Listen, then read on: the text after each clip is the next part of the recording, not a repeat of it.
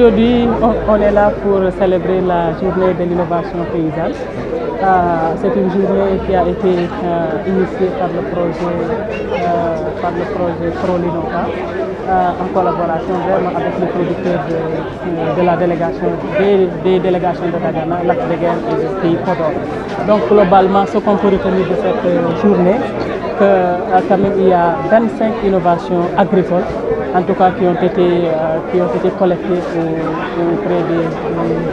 auprès des producteurs, vraiment caractérisées, documentées et maintenant partagées aujourd'hui avec tous les acteurs. Ces innovations agricoles ont été plus orientées dans le domaine de l'irrigation, c'est-à-dire comment faire pour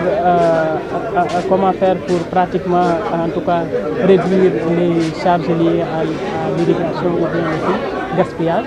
Donc maintenant, globalement, quand même, ce qu'on peut retenir, que vraiment, en tout cas, c'est des innovations pertinentes et qui peuvent aider vraiment les petits producteurs à mieux gérer l'eau, mais surtout à rationaliser vraiment ce premier intrant qui est l'eau.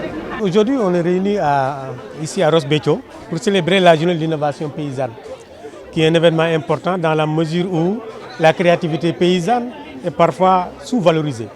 Et donc, à travers cette journée, nous cherchons à démontrer que les paysans dans leurs zones respectives innovent chaque jour pour faire face à leurs contraintes de production. Et donc cette journée est là pour démontrer cette créativité, mais surtout aussi faire du plaidoyer pour que les autorités puissent être mieux sensibilisées sur l'importance de l'innovation locale dans la recherche agricole pour le développement.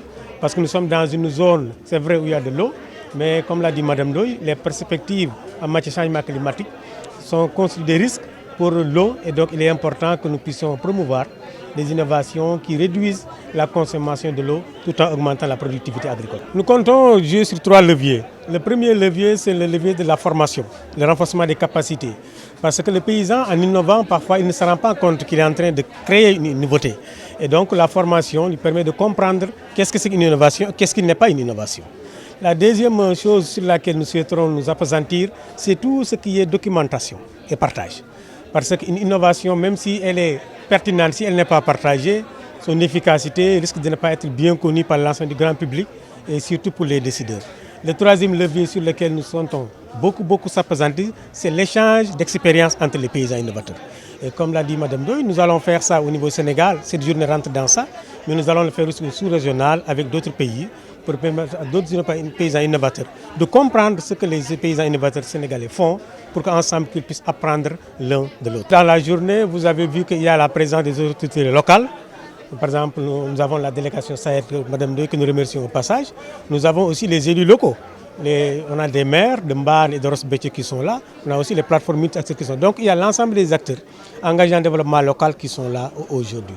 Maintenant, sur la plateforme, en fait, le projet n'est pas porté par une seule organisation, mais c'est une plateforme multi-acteurs qu'on appelle ProLinova Sénégal, qui est un sigle en anglais qui signifie promouvoir l'innovation locale et qui regroupe la recherche. Nous avons les instituts de formation, de recherche aussi. Nous avons les ONG et les organisations paysannes.